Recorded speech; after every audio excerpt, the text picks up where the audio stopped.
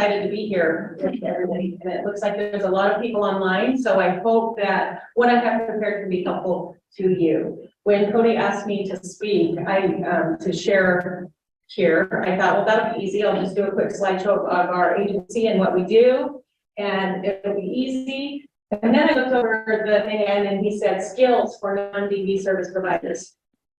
Oh, okay. So I work at the domestic violence shelter here in Ogden, and I specialize in all things survivor related with domestic violence. And so I worked there for about 7 years, and we really try to do the best that we can to provide the services in Weber County to people who are survivors of domestic violence in all areas.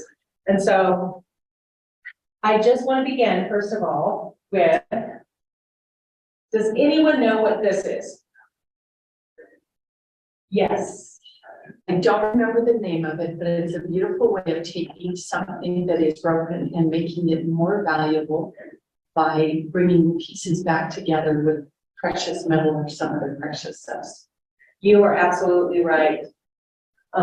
I went to a training one time, and the professor put one of these up on the screen and asked us all the same question, like, what do you think this is? Or some people who didn't know, they thought, well, that's a bowl. It looks like it has some cracks in it. And let's just hypothetically say this was a very unique piece of pottery that might have been passed down from generation to generation until it got into the wrong hands of someone and then it was dropped, right? And then probably once it got broken, it wasn't as valuable. Well, and I'll come back to that in just a minute. And then he went to, I don't know how many of you guys have heard of ACEs. So ACEs is acute childhood experiences that are in these categories. There's physical abuse, emotional abuse, sexual abuse, physical, mental illness, incarcerated relative, mother treated violently, substance abuse, divorce, any of these adverse childhood experiences. He then did a survey of the people who are in this field of helping people, basically. And the number of people who are in this field scored way higher. More of us who are in the field of helping people had first childhood experiences than people who are not in this field. And I thought that was really very interesting. And so, and back to this, you're exactly right. It's called kintsugi, and it is it's a Japanese art form of putting broken pottery pieces back together with gold.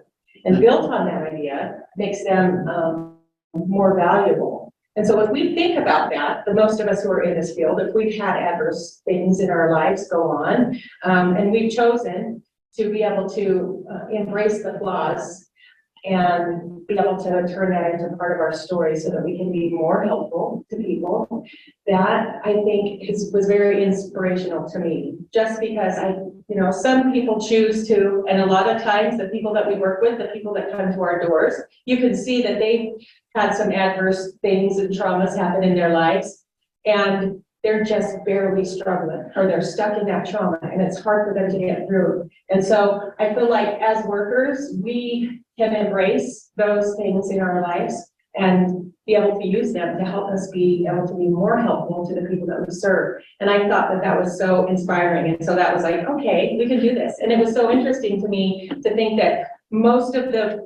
there were a higher number of people who are in this field of helping people who have had adverse childhood experiences than people who aren't in this field.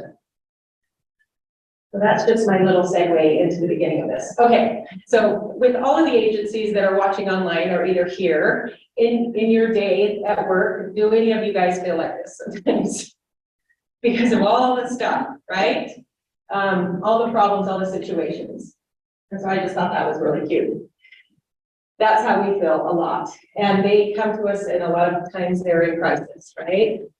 So I found this thing that says, written in Chinese, the word crisis is composed of two characters. One represents danger and the other represents opportunity. The Webster Dictionary describes crisis as an unstable, crucial, or decisive point or situation, especially a difficult or unstable situation involving an impending change.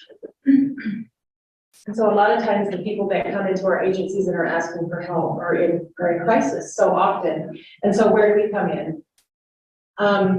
What ways are we gonna interact with people in crisis? And this slide is really important because if you look at the little guy at the bottom of the ladder, and then you look at the person in the water, what would you say the person at the ladder is doing for the person in the water? What is he doing there? He's trying to help. Rescuing. Great. I'm so glad that you said both of those things. Yes. You know, you could spin that either direction. Yeah. One that's not positive or one that is, but one might suggest also that he's reaching as far as he can reach and inviting the other person to reach as well. I love that. Yes. And I love that you guys brought those up because that's exactly what I wanted to talk about. We come across people that come for our help, right? And they are needing rescue, right? However, we have to be very careful that we are helpers instead of rescuers. Yes, we're going to reach as far as we can, but they need to come as well. Because it's a very fine line. People will come and become very dependent, and we can't do more for people, right? We can't rescue them. We can't do more for them. What our agency is for, and I'm guessing a lot of you guys, is to be able to provide for them the resources and the things so that empowers them to be able to help themselves as well. And another thing that I wanted to bring up with this is that the people that come to us, you know, and for us, it's just a job, and we might have had who knows what kind of a day already. But the people that come to us for that help, they might be in that crisis. They might have what are different ways of crisis? What kind of things do they come to you with? What needs? Homelessness, yes. And that's a big deal, right? Yeah. Sometimes people come walking into the agency, sometimes they're calling on the phone, sometimes there's homelessness, sometimes there's been domestic violence, sometimes there's been police involvement, sometimes there's some kind of crisis that's going on in their life that might be the worst point of their lives, right? And they come to us. And for us, this is our job. And so no matter what's going on in our own personal life or what stressful kind of a day we had at work, they deserve our best. They deserve for us to be present and to acknowledge that this is a horrible experience for them. And so we need to be present. We need to be our best for them in that moment. And that's an easy thing to forget, I think. We're like, or whatever, just kind of throw some resources at them and send them on their way. But it's important for us to be present and to give them our best. Okay, and this is a little bit more of, you know, the people that come into our agencies. And this is just some pictures of, you know, they're in crisis. They're in the worst days. They're having issues, and who knows what's going on in these pictures on the bottom. But as you can see, the people that they're communicating with at the top are present. They're there for them. And it looks like they're providing comfort and they're providing warmth. They're being kind and they're listening and they're giving them our best. They're giving them their best in that moment. Okay, so here are some stats across the country with domestic violence, because that's what I specialize in. 1 in 4 women and 1 in 10 men experience sexual violence, physical violence, stalking by an intimate partner during their lifetime. 1 in 2 female murder victims and 1 in 13 male murder victims are killed by intimate partners. On a typical day, there are more than 20,000 phone calls placed to domestic violence hotlines nationwide. Intimate partner violence is estimated to cost the U.S. economy between $5.8 billion and $12.6 billion annually. And stats across 1 in 5 women and 1 in 40 men in the United States are victims of rape or attempted rape during their lifetime. And 19.1 million women and 6.4 million men in the United States have been stopped. I have a little link on there. I don't know if let's see, how do I go about clicking on that? Okay, this is just a website that I found that's really helpful for sexual assault, people across the nation, and this is called RAIN, and some of you guys might have heard about this, but every 68 seconds an American is sexually assaulted, and younger people are at the highest risk of sexual violence, and the majority of sexual assault victims are under 30.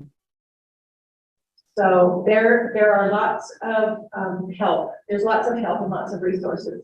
Women and girls experience sexual violence at high rates, 1 out of every 6. And if you think about that, that's just the ones that have been reported, because that is something that goes unreported so often. Men and boys are also affected by sexual violence. Transgender students are at higher risk for sexual violence. And sexual violence, as we know, can have really long-term effects on our victims. So more about domestic violence. I just thought this was a really cool sticker that I found, because we don't really realize how much goes on with domestic violence. And we think about domestic violence and we think like black eyes and bruises, right? But we know that it's so much more. It affects so much more than that. And along with that, it is a trauma. There are different kinds of traumas. There's all different kinds of traumas. And as most of us know, there's a lot of people here from across the state that Utah is really trying to become more, implement the trauma-informed care model across the state within agencies. And so that's really what we want to focus on. And as we think about our perception in helping clients through that trauma-informed care lens, and what that looks like is a little bit different, right? If we think about trauma or toxic stress and how it affects brain development, there are actually organizational changes in brain chemistry imbalances and structural changes. As you can see, like in a healthy child, look at that. And then look at the difference for someone who's had trauma, severe emotional neglect. And that came from the Center for Disease Control and Prevention. And so this is, I love this picture, because what we see when they come into our agency is we just see their face, right? But this could be really what they're feeling like on the inside. Super, super overwhelmed. I have this little clip from the series, and I will do a little bit of a disclaimer. I don't know if any of you guys seen the Netflix series Made, but it is it's so powerful, and it so well defines what most of the women that we help at our agency go through. If any of you guys have not seen the show Made, it's really good. And that that little segment was a clip about the girl who'd been in a domestic violence relationship. She tried to leave several times. She's been to shelters. She tried to get on food stamps. She tried to get on housing. She tried to get a job. She had her little kid. And she ran into all the issues and all the problems where it always just ended up being so discouraging that she ended up back at her abuser's house.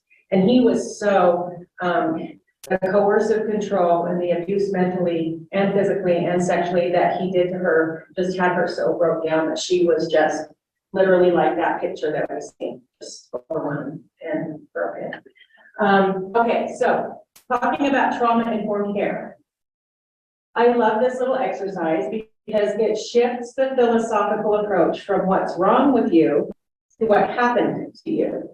So I created these little labels, I guess you could say, because we're talking about putting labels on people, right? So we have, hello, my name is Crazy Carl. I do some really weird stuff. My name is Angry Amy. I can't get along with anyone. My name is Lazy Linda, and I'm not getting anything done at all. Now, I'm sure that for those of you who work with clients, sometimes you could have some of these are your own labels for those people, right? Where it might look like they might be the one who's so angry or so crazy or so lazy. But if we try to put on that trauma-informed lens, Crazy Carl says, I feel like I'm losing my mind. I don't know how to make friends because I was so isolated. My abuser said I was crazy and maybe she was right. Angry Amy said, I feel so guilty being around other children because I lost my children due to domestic violence. Lazy Linda says, I am tired all the time and I'm having a lot of trouble sleeping and staying up all night worrying. It feels like everyone is mad at me because I keep missing my appointments. I just want to sleep forever. How does that change the label that we put on people if we try to see through that trauma-informed lens, rather than what's wrong with you to what happened with you? I think that it's really helpful to keep that in mind. I know that it can get overwhelming in this work, and I know that we have tons of clients all the time that we would love to put labels on. But if we get showing up and giving them our best, and looking at their story, their backstory, it might help us to be able to serve them better, right? To be able to be more helpful. A lot of the things that I love about trauma-informed care, one of the most important things that I love about this model is if we're looking at as a helper instead of a rescuer, first of all, right? We're there to help them. And I know that it's hard not to go to bed at night thinking about this or that person and how you're going to help them or what's going to happen with them, or you've done everything that you can to get this person all set up and then it wasn't successful and you're like, oh. And sometimes your job can be so draining. The cool thing that I've learned about being trauma informed though, and to be able to not get burned out in this work, is that no matter what they end up doing with the situation, we know that that moment in time that we spent with them, we did our best and we treated them with compassion and with dignity and with respect. We provided the resources for them that they needed. And so whether or not they utilized it, we don't take it personal because we know that we did our best on our part to meet them where they're at, right? And a lot of times people who have had trauma in their lives, we know that they react differently. Because of if they're in survival mode, they communicate differently. Sometimes there's drug addiction that happens to do with their trauma. Sometimes they are just in defense mode. Sometimes they manipulate. Sometimes they do all of these things. But we know that that's a result probably because they've just had that's learned behavior from their trauma. It doesn't mean that we have to put up with it and let them be mean to us or anything like that, but we can still treat them with compassion and dignity, and we don't take those things personally, right? Okay, so remember when dealing with crisis that it's temporary, it's time limited, and the person in crisis might feel mobilized, trapped, or overwhelmed. It creates confusion or perhaps disorientation. It also demands a response. Crisis is personal, and it might feel more dangerous to the person experiencing it than it appears to others. So I've simplified crisis intervention to these 3 steps, and it's really helpful for me. If we just remember ventilation, validation, resolution. So we listen, we let them ventilate, and we validate them. Oh, this must be smart for you. The feelings that you're feeling are normal for what you've been going through. Let's figure out ways that we can come to resolution. Ventilate, validate, resolution. All right, so also it comes along with information and referrals, right? They're most helpful, and we can provide appropriate referrals. We review safety plan, including emotional and physical safety. We usually like to make a plan for follow-up and then provide information in writing. A lot of times when we do this resolution part, we don't want to overwhelm them with too much, right? But it's important to do the follow-up thing and find an appropriate stuff. So I got a question. What's like usually included in a safety plan? Because why I don't know what's in a safety plan. I guess.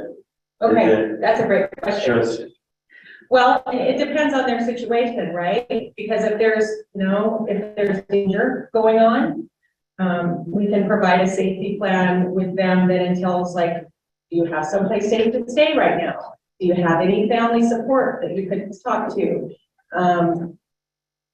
Do you know what to do if you see your abuser?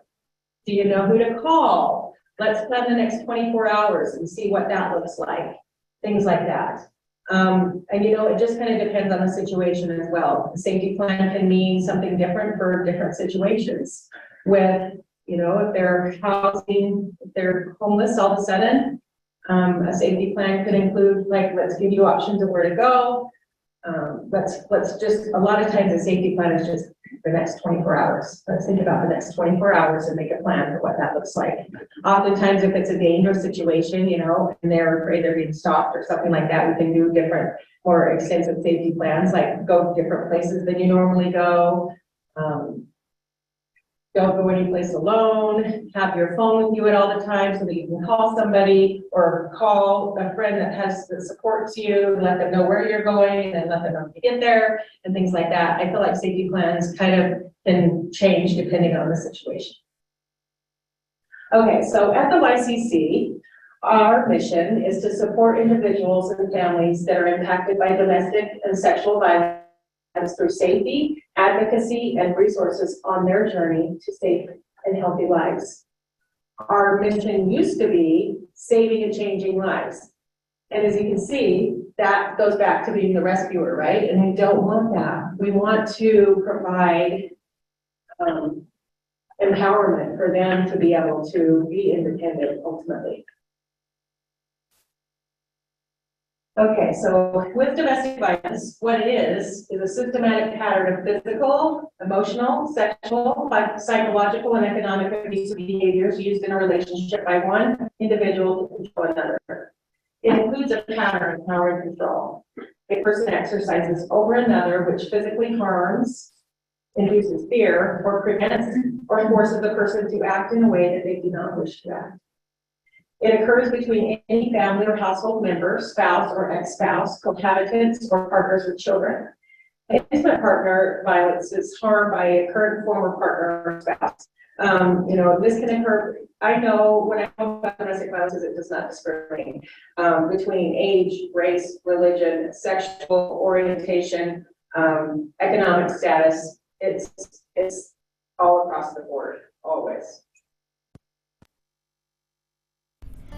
Domestic violence is a pattern of abusive behavior that is about trying to maintain power and control over an intimate partner or family member. In the U.S., 20 people are physically abused by an intimate partner or family member every minute. However, there are many behaviors and tactics an abuser can use to try to maintain power and control other than physical and sexual violence. One tool we can use to look at those abusive behaviors is the power and control wheel. The outside of the wheel represents the physical and sexual abuse that can sometimes be part of domestic violence. Sexual violence includes any sexual behavior that you are not okay with or that you do not agree to, including using force or coercion during sex. The inside of the wheel represents the non-physical kind of behaviors someone might use to try to control their partner or family member. These include intimidation. Intimidation can be in the form of threatening looks or gestures, displaying weapons, destroying your property, or hurting or threatening to harm or take pets. Emotional abuse.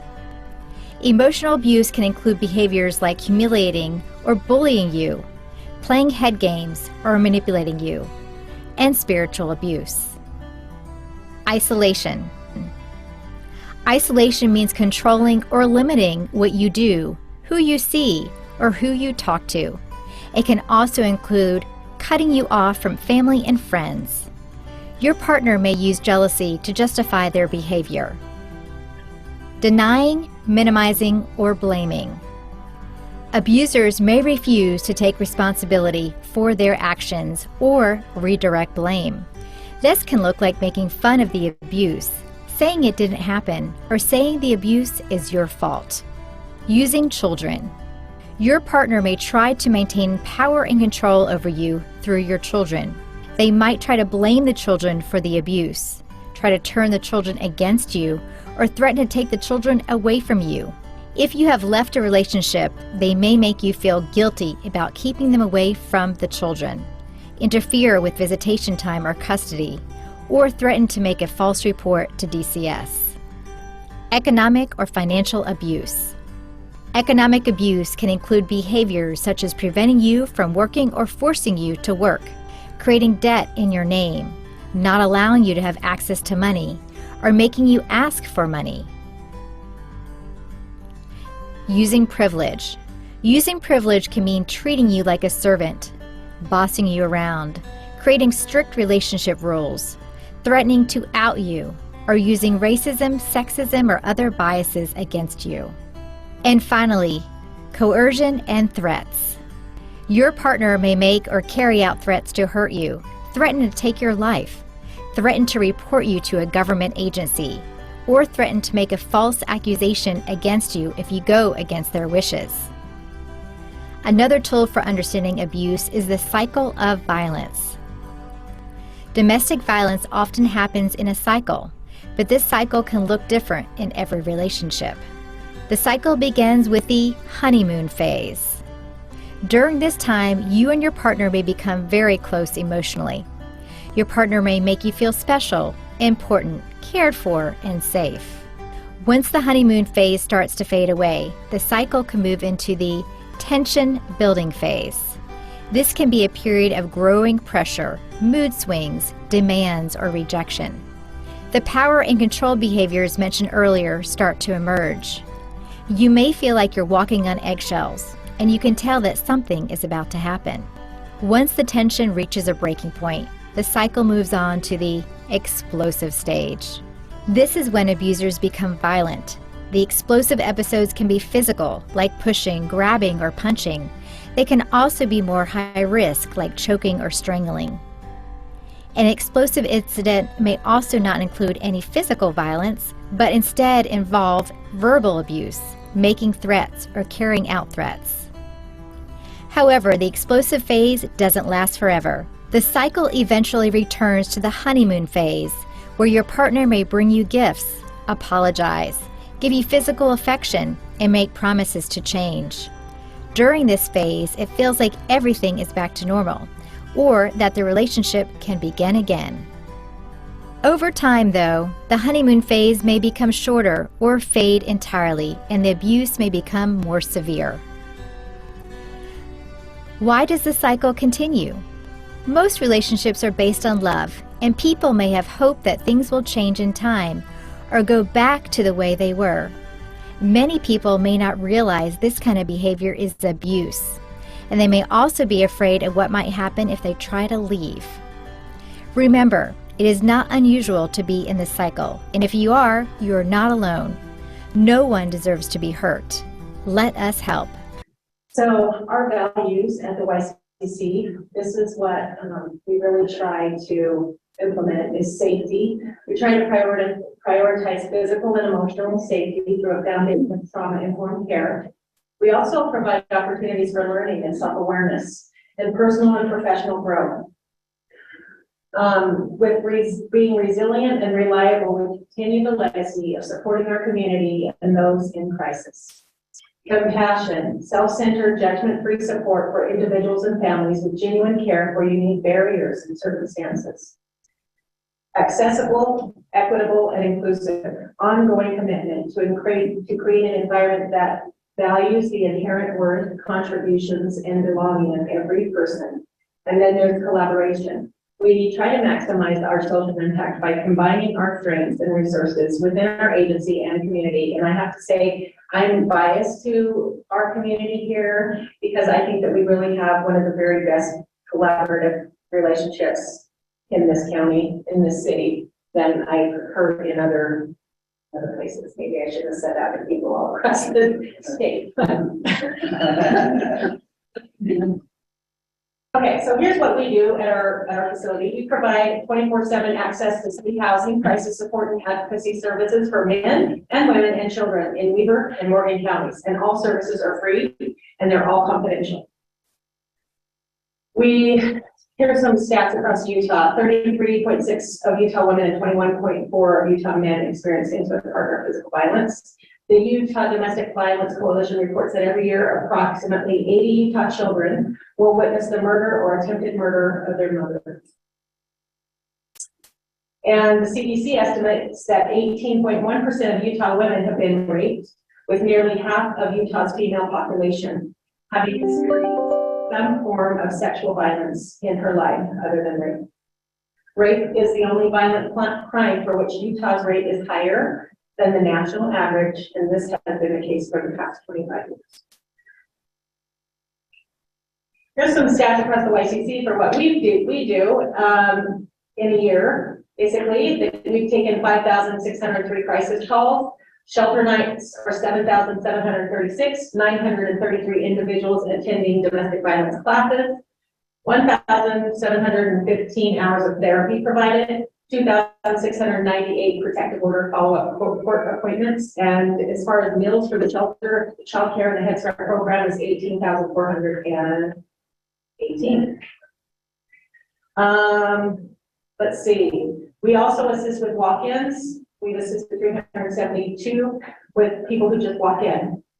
We provide classes, so there's been 3,124 student participants in prevention classes, 615 community participants in prevention and education. The LAP assessment, the lethality assessment, there's been 485, and crisis intervention provided by sexual assault. To sexual assault victims is 222, and the criminal justice court accompaniments provided is 536. We have an emergency shelter with 61 beds. It's a secure facility. We help with domestic violence, sexual assault. We have in-house case management, and we are a very confidential facility. We help with relocation and safety planning, and we have advocacy and therapy access, and we also have aftercare programs. So there's walk-in crisis intervention services available. So caseworkers and advocates are able to provide crisis intervention to individuals on a walk-in basis during normal business hours. Anybody can come to our facility and somebody will come and assist them, assess what they need, and see if we can provide help. A lot of times that's doing a shelter eligibility, or a lot of times that's community or in-house resources or referrals to outside communities, resources like food pantries, homeless shelters, housing resources, and things like that. We really do immediate survivor needs and safety planning. We have an advocacy program. There are 3 advocates with domestic violence advocacy program. There are 3 advocates there. They help assist with protective orders and stalking injunctions. They also provide court information and advocacy and accompaniment. Also, they're 24-hour on call. So if I'm partial to this, I was an advocate before I did this position that I do now, and we were on call 24 hours a day. So if the police went out on scene or to the hospital and they needed a domestic violence advocate, then we would go out on scene or to the hospital. We also have Ashley, and she's amazing at doing the lethality assessment program, working with law enforcement and training them on that when they go out on scene to assess the danger, the risk factor in those clients, and then are able to connect them with our services in order to decrease the number of danger or death for those victims. We do referrals to system-based advocates and legal services. And we also help with assistance for the crime victim reparations process. This is what I do now, domestic violence outreach services. So there's a 14-week curriculum for survivor classes, and that's Monday nights from 6 to 7:30. Spanish classes are offered as needed, and men's classes are also offered as needed. We also have Thursdays from 1 to 2:30, the same topic as Monday. Virtually. We do crisis counseling, case management. We have a therapist, her name is Mindy, who does domestic violence therapy. And there's a little picture of that power control wheel over there. And that's really a lot of what the curriculum is about that I teach. And then we also have a sexual assault program with sexual assault advocates. There are 3 of them. And then there are 2 sexual assault therapists. So they do crisis counseling and safety planning. They also have 24-hour on-scene response team to the scene and the hospitals. They do educational, or they do emotional support for court and law enforcement advocacy. They also have support groups and therapy. They do virtual things, and they have a 24-hour rape and sexual assault crisis. Okay, there's also housing assistance. Now that is a term that we get a lot of people that come into our agency and it's like, you can help me with housing. That's not really the case. We're limited. We have a limited number of openings per year, and they're available only to clients of the shelter, and they get a full year case management. So they also have rapid housing for singles, a full year case management, and limited number of openings per year, and that one is for shelter clients also. And these are the housing assistance folks, Ian and Kimberly and Ashley.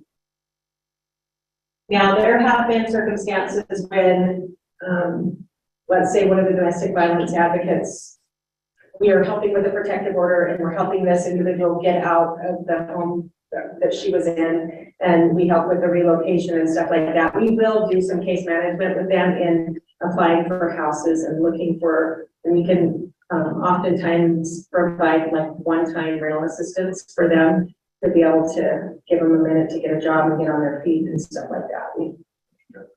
If it's domestic violence related and they're participating in our program. We have child and youth advocacy services. So they do curriculum for parents and children, emotion coaching. I'm not sure if they still do the BrainWise class, but I do know that they do the emotion coaching classes, and we have open gym night, and we have homework help night, we have arts and crafts, we have a youth advocate that is there. Oftentimes if the parents want to attend like the domestic violence or the sexual assault groups, they can bring their children there to do open gym with the child advocate while they're there to play and have a little break. Okay, we have an amazing teen prevention program. Brent Hinesley is the prevention specialist, and he is amazing. He goes out to junior high schools and high schools and talks about safe dating and healthy relationships. He also has a summit every summer that anybody can come just to kind of teach them about prevention, which I think is so important in this bill. He's amazing. Okay, we also do monthly bar nights. Timpanogos Legal Center is at the YCC the first and the third Thursday of every month. So if you have anybody that might need that service, they call this number the Wednesday before for an appointment. They specialize in child support, child custody, divorce matters, landlord tenant issues, and other matters. Now, this doesn't mean that they're going to represent them. This just means that they can come in and talk to an attorney about their situation and get some legal advice. Okay, other services and how to get involved. If you're interested in scheduling a presentation for your school or community group, you can contact Brent. He's awesome. We also have a child care center that's open to community children 6 to 13 years, and they're open from 6 a.m. to 6:30 p.m. And this is the contact information for the crisis line and the main business line. And then that is our website. If you go to that website, you can see all our different programs and more information about it. Okay, that is my spiel. Does anybody have any questions for me? Thank you for your patience and thank you for letting me come. It's my honor to be able to do this work that I do, and I love, like I said, I love the collaboration that we have within this community. And I really think that the work that we do is so important. It's so very important. And anything that our agency can do to help answer questions or concerns at any time, please don't hesitate to reach out to us. Yeah. I have a question. Yes. So I've worked at the shelter where people have been in crisis and needing help in that way. But do they have to have a police report done to be allowed eligible? That's a great question, and the answer is no, because we're confidential. And so the shelter support staff are very well trained on how to do the eligibilities to see if they're eligible to come to the shelter. And that does get tricky because there's not, I will say this, it's based on their risk of danger, but That's the lethality, the lethality is different. So with the lethality assessment, if an officer goes out on scene and he asks this person, it has to be intimate partner, first of all, and he asks a series of questions, and if they answer like yes to 2 or more of the questions, that automatically initiates a higher risk. And then they can call our agency. And with the new laws that have happened, it's a little bit different with the lethality assessment, but our shelter does accommodate if they're in danger or death, especially if they're at high risk. We will accommodate that and kind of skip over the eligibility form to help them. Do you ever have a situation where your beds are too full to accept everybody? Yes, yes, we do. And if that's the situation and they're still very high risk, then we make other accommodations as well to keep them safe. Okay. There's a safe haven or what is it down in We do work with other shelters. However, we're the largest shelter and we're almost always full. And so chances are the other shelters that don't have as many beds are always full too. Sometimes we can make deals with them and do swap clients and things like that. But we won't just leave somebody hanging, you know. And with the eligibility, sometimes people wonder like, why don't I qualify for shelter? A lot of times, you know, we really have to screen them carefully because we get a lot of people that will, you know, if they know what to say to get them into shelter, they will say that. And once we get them in, we find that it wasn't even the situation. And so we're really careful with that. I have a question.